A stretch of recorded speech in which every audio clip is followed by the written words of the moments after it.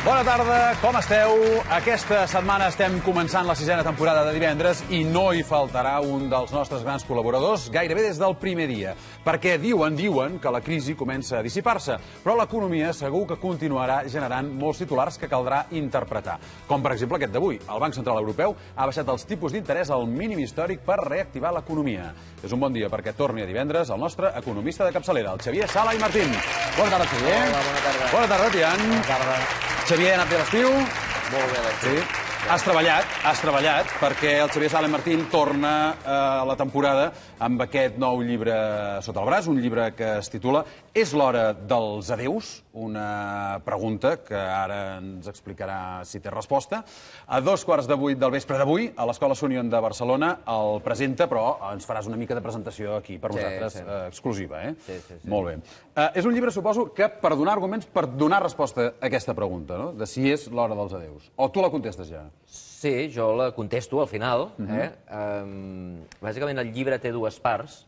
La primera part és una descripció de com estem. Ara estem dins d'Espanya, doncs quina és la nostra situació econòmica i explico que hi ha molts problemes, a ningú se li escapa, tothom sap que tenim problemes de molts tipus, però sobretot tenim problemes de caire econòmic. La Generalitat és insolvent, la Generalitat no pot demanar prestat, ningú li presta perquè el sistema que té de finançar-se, l'actual sistema de finançament, doncs porten els mercats a pensar que no tindrà prous ingressos per poder retornar els calés, cosa que és estratosfèrica, donada l'enorme quantitat d'impostos que paguem els catalans. Un s'hauria de preguntar, escolta'm, si paguem tants impostos i som de les regions més riques d'Espanya i a sobre tenim els impostos més elevats, com és que la Generalitat, que només té un deute de 32% del PIB, 32, que seria, si fos independent amb aquest deute, seria dels deutes més baixos d'Europa, com és que ningú li presta? L'única resposta possible és que els ingressos que té la Generalitat no són suficients. El sistema de finançament no funciona. Però no només això, no funciona el sistema educatiu, a ningú se li escapa que ara mateix els nostres joves, els que acaben la universitat, els que acaben l'educació secundària, els que acaben la formació professional, tenen unes taxes d'atur estratosfèriques. Jo sempre he dit, el fracàs escolar no és el que diu la consellera d'Educació. Ells diuen que el fracàs escolar són la gent que no acaba l'escola, o així és com ho comptabilitzen. Des del meu punt de vista, el fracàs escolar és els que acaben l'escola.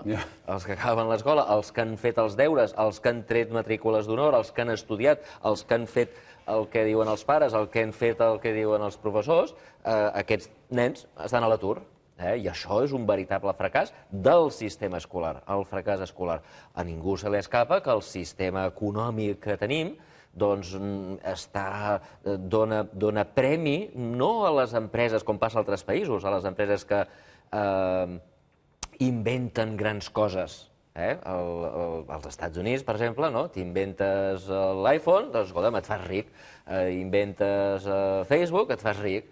Les grans empreses espanyoles, amb algunes excepcions, Grífols és una excepció, Zara és una excepció, excepcions que tendeixen a situar-se a la perifèria d'Espanya, però les grans empreses espanyoles viuen del BOE, del Boletín Oficial del Estado, és a dir, tenen un sistema econòmic que l'economista César Molinas qualifica de capitalismo castizo, de gent que guanya calés a base d'estar a prop del govern. Van al palco del Santiago Bernabéu, fan contactes i a partir d'aquí surten obres públiques, grans contractes, grans concessions, més o menys el que passava a l'Amèrica Llatina medieval, que el rei donava una concessió, feia virrei, i tu eres el que explotaves les mines o explotaves en els indis.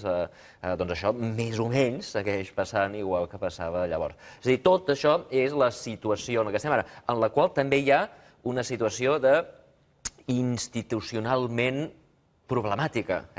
A ningú se li escapa que tenim casos d'enorme corrupció, tenim casos d'evasió fiscal, tenim casos que van des del rei fins a l'últim ciutadà, passant darrerament pel Jordi Pujol, o per la família del Jordi Pujol. Tot això, tot aquest, diguem, caos institucional que tenim, el descrèdit absolut de la política, descrèdit absolut de la família real, descrèdit absolut del sistema judicial, que sembla que no dona la impressió que imparteixi justícia, sinó més aviat hi ha els jutges d'un partit, els jutges de l'altre, el ministre que fa servir la justícia per obtenir... Tot això és un caos, però tot això és la situació que tenim. I, per tant, la primera part del llibre es dedica a fer una radiografia de com estem. Dins d'Espanya estem així. Podríem estar diferent? Potser sí, però estem així. I, òbviament, tot això aporto dades, dades de com va l'atur, com va el PIB, com va les finances, tot està, diguem, quantificat. La segona part del llibre, em pregunto, i si marxem què? Que és una de les preguntes que es fa tothom, i sobretot amb la idea de que la gent prengui, diguem, sigui capaç de prendre una decisió. Votar sí, votar no, no sé, que la gent agafi consciència de que algun dia s'haurà de manifestar, vull dir votar, haurà de decidir, i aleshores jo l'ajudo. Quan parlem de prendre decisions, les facultats d'economia, el que s'anomena teoria de decisions, bàsicament ens ensenya a dir, escolta, hem de comparar el que tindrem si fem A amb el que tindrem si fem B.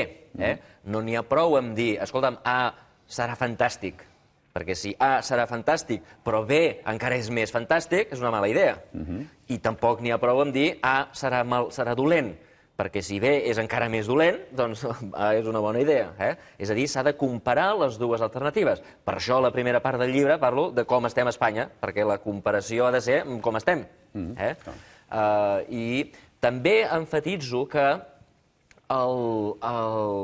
la decisió, diguem, el que poses a la balança de decidir si a favor o en contra de l'un o l'altre, no només són factors econòmics. Ens anirà millor l'economia, tindrem un atur més baix, tindrem pensions més altes o més baixes. Tot això és molt important i tot això ho explico al llibre. Però també és normal i és acceptable que la gent posi factors sentimentals. Hi ha gent que pot dir, escolta'm, jo miro l'economia, jo ja entenc que ens anirà millor si som independents, però els meus lligams sentimentals, potser perquè jo vinc d'Espanya o perquè estic casat amb algú d'Espanya o perquè m'agrada ser espanyol, m'és igual, cadascú té les seves causes, els seus sentiments, doncs, escolta'm, l'economia no em compensa. I, per tant, prefereixo seguir sent Espanya. Això és perfectament legítim, com també és perfectament legítim el contrari. Escolta'm, serà un desastre, pot ser un desastre econòmic si som independents, però, escolta'm, m'és igual. Jo ja m'he emprenyat, això que surti el Montoro i el Margallo cada matí insultant, això jo no passo per aquí, només per treure'm els de sobre ja votaré que sí. Això és raonable. Clar, tots aquests factors sentimentals són individuals, cadascú té els seus, i per tant jo no en puc parlar, cadascú els avaluarà. Aleshores el que hem de fer és agafem els factors econòmics, que seran per tots, aquests factors econòmics, i aleshores cadascú que agafi la conclusió aquesta econòmica, que l'assumi en la seva situació personal, amb el seu feeling personal, i a partir d'aquí podrà prendre una decisió. Aleshores, el que més m'agrada emfatitzar al llarg del llibre, i ho enfatitzo dotzenes de vegades, és que si som independents, dotzenes de vegades perquè la gent pregunta, i què farem, i com serà això, i com serà allò. El que és molt important entendre és que serem un país normal. Normal. Si som independents, serem un país normal, com Holanda, com Suïssa, com Portugal, com Suècia, i com tots els països normals, doncs votarem uns partits polítics que prendran unes decisions i, per tant, el país el formarem a través d'aquestes decisions. Els nostres empresaris decidiran invertir o bé fent fuets, o bé fent turisme, o bé fent aplicacions electròniques, no ho sabem, els empresaris decidiran, els treballadors decidiran, els estudiants decidiran què estudiaran, els polítics decidiran si posen més impostos, menys impostos, i com a país normal, entre tots, doncs decidirem quins seran els nostres sectors de futur, quins seran els nostres impostos, si escollim governs d'esquerres tindrem polítiques d'esquerres, si escollim partits de dretes tindrem polítiques de dretes, igual que Holanda, igual que Suïssa. I, per tant, això el que vol dir és que ni la gent que ens diu això serà el paradís segur, ni la gent que ens diu que això serà un desastre per los siglos de los siglos, cap d'aquesta gent té raó. No en tenim ni idea de com serà. Serà com decidim nosaltres que serà, entens? I si decidim, per exemple, crear les institucions similars a les que té Suïssa, doncs serem el país més competitiu del món, com Suïssa. Suïssa és un país que té més o menys la mateixa àrea que Catalunya, 40.000 quilòmetres quadrats, més o menys la mateixa població de Catalunya, 6 milions de ciutadans. Per tant, és un país similar. Podríem acabar com Suïssa, però hem de fer el mateix que Suïssa. Hem de treballar com Suïssa, hem de tenir sectors punta o no punta. Fixa't la quantitat de productes que coneixem de Suïssa. Productes que podem dir, escolta, en Suïssa, la llet suïssa, la xocolata suïssa, la banca suïssa, les muntanyes per esquiar suïssa, els rellotges suïssos, fins i tot les estúpides navalletes aquelles vermelles que estan a tot arreu. Fins i tot venen navalletes aquella gent. O sigui, mira la quantitat de productes que es coneixen a tot el món i compara, per exemple, amb la quantitat de productes espanyols. Espanya és un país molt més gran. Tu ves per la Xina, ves per Àsia, ves per Estats Units i mira, pregunta-li a la gent, què coneix vostè d'Espanya? Si preguntes Suïssa, coneixeran formatges, coneixeran tot això que us acabo de dir. I a Espanya no. Per tant, si decidim fer com els suïssos, doncs tindrem resultats suïssos, però podríem decidir seguir polítiques com Portugal, que és un altre país petit i que és molt més pobre, no només més pobre que Catalunya, sinó que és més pobre que Espanya. Escolta'm, no sabem què triarem. El que sí que, diguem, el que faig al llarg del llibre és parlar de coses com podrien ser, per exemple, com crec jo que hauríem de fer el sistema educatiu per no tenir el problema aquest de que el 56% dels nostres joves estan a l'atur, 65% dels joves de menys de 19 anys, cuidado, una bestiesa de gent, de joves que estan a l'atur, malgrat que han acabat el sistema educatiu. Parlo de com hauria de ser el sistema judicial, parlo de com jo crec, no com serà, jo no sé com serà, ja ho he confessat, serà com vulgui la gent quan voti, però com jo ho faria per ser més aviat com Suïssa i no pas com Portugal. I aquesta és, bàsicament, la segona part del llibre. El que sí que hi hauria, en tot cas, per això seria que les decisions es prendrien des d'aquí. És a dir, ara hi ha una sèrie de decisions que des que, tu recordes en el llibre, des que Felip II va decidir posar la capital a un lloc molt estrany, que és Madrid, no dic amb cap mena de prejudici, senzillament és que era estrany posar la capital a Madrid. Totes les decisions s'han pres allà i totes les infraestructures s'han pres en funció d'on està la capital d'Espanya. Exacte. Un dels problemes de ser part d'Espanya és que les nostres preferències, el que a nosaltres ens convé, sovint és diferent del que el convé als espanyols, de les seves preferències.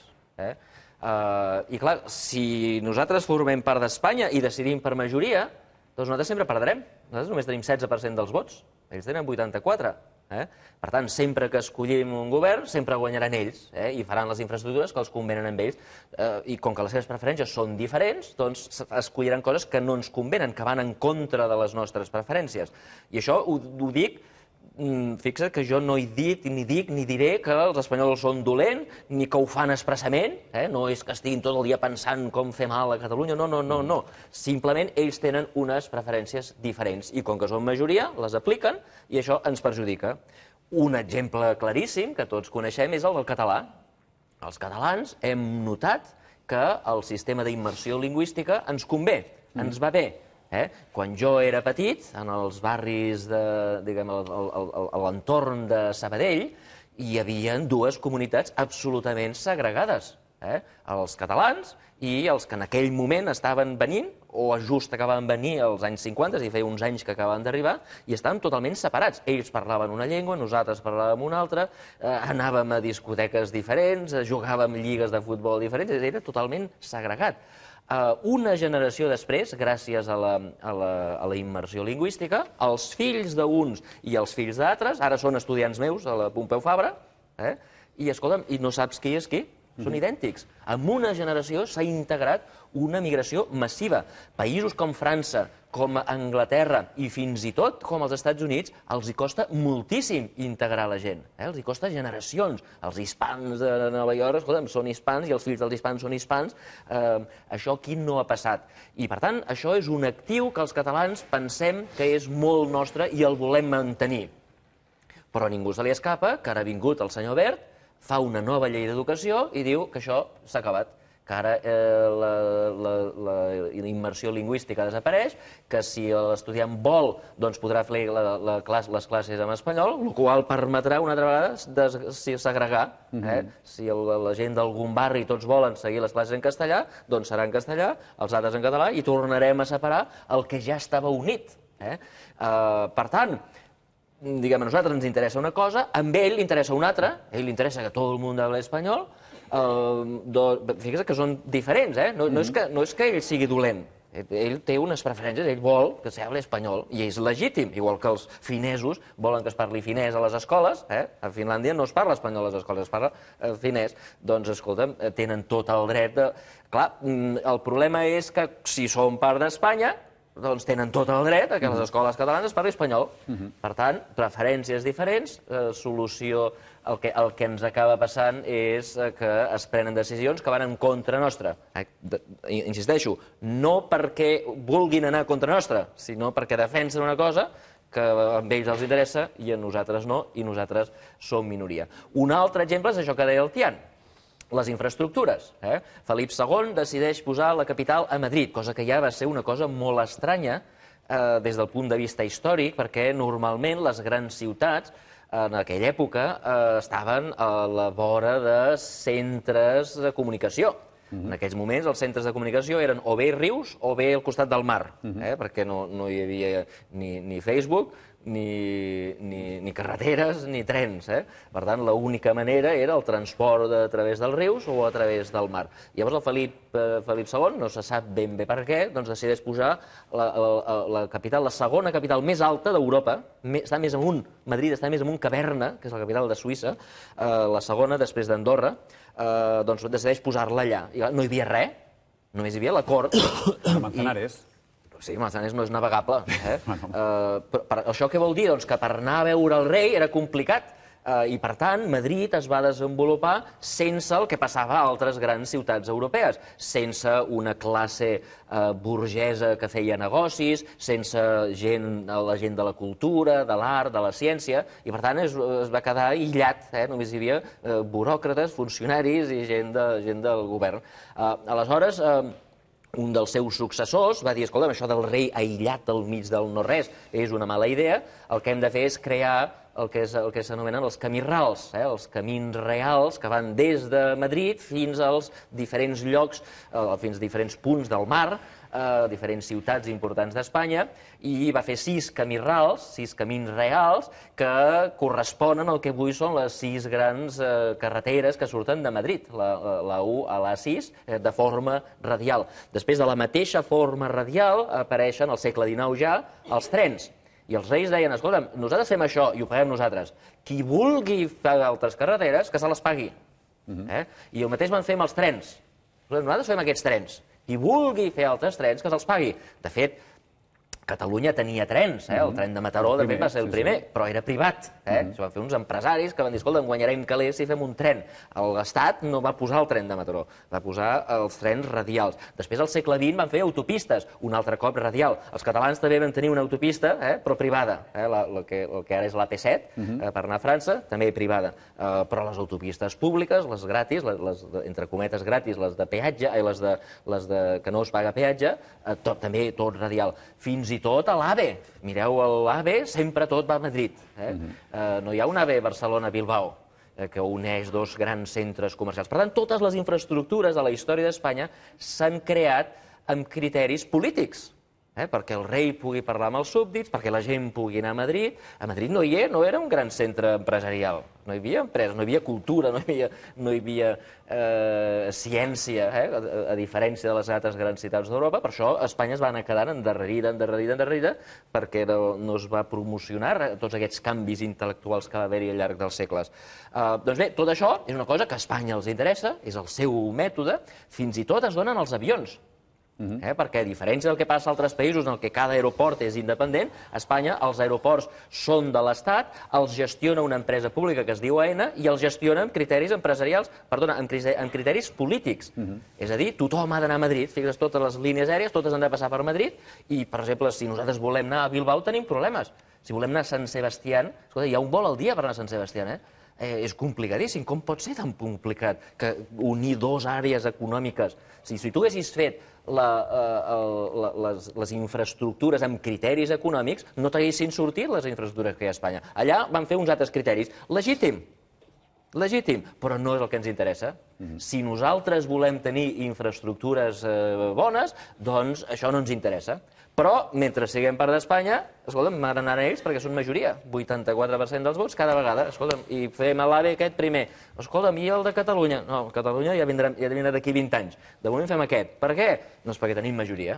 I això, diguem, és una de les coses que vaig repetint al llarg del llibre. Fixeu-vos que això ho fan així i no és perquè siguin dolents, sinó perquè són diferents, tenen preferències diferents. Si ho féssim nosaltres, ho faríem diferent. Els criteris serien diferents. Amb tot això que expliques, sembla que, esclar, la resposta a la pregunta és l'hora dels adéus, acaba sent sí, no? Això és l'última frase. Obre el llibre, l'última frase. L'última frase. Quina és l'última frase? Ha arribat l'hora dels adéus. La resposta és l'última frase. Però llavors, per tant, no es pot contestar que no és l'hora dels adéus llegint aquest llibre?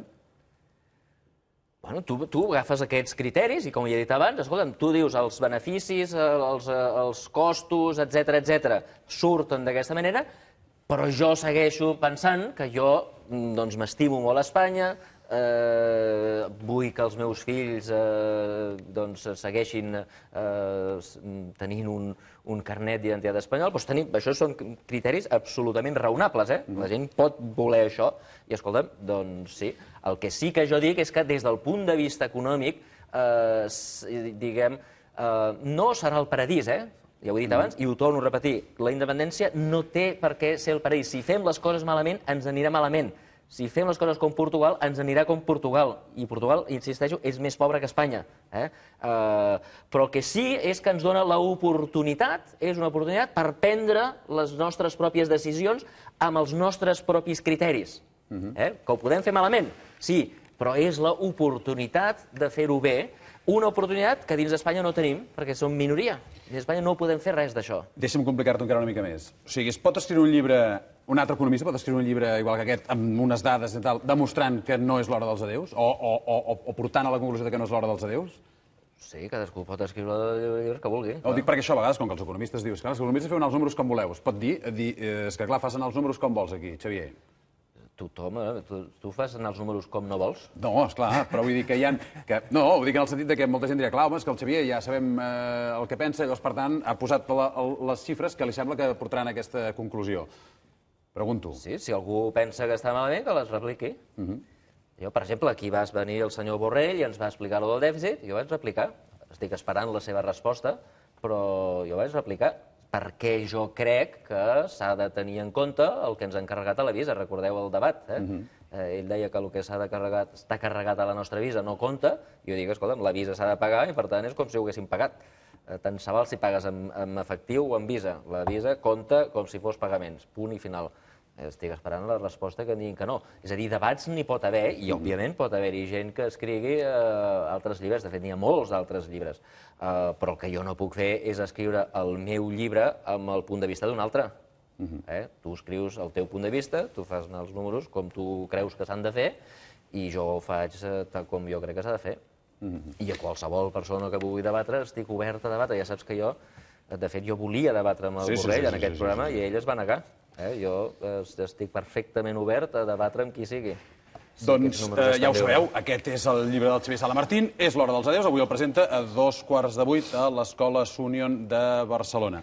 Però és que tenim una actualitat, Xavier, que també ens demana comentari, que volem avui plantejar-te, perquè ens hem quedat tots una mica parats de veure com el president del Banc Central Europeu rebaixa encara més el tipus d'interès, que estava baixíssim, baixíssim, baixíssim, i ara estem ja al 0,05. Això és bo per Europa, no és bo per Europa, és bo o no és bo per nosaltres? Ara ens ho explicaràs, però per arribar a aquesta explicació abans haurem d'analitzar com estem en aquest moment. Aquesta crisi que sembla que està passant, passa o no passa? Aquelles gràfiques que veiem a vegades de com hem anat pujant i baixant, en quin punt estan?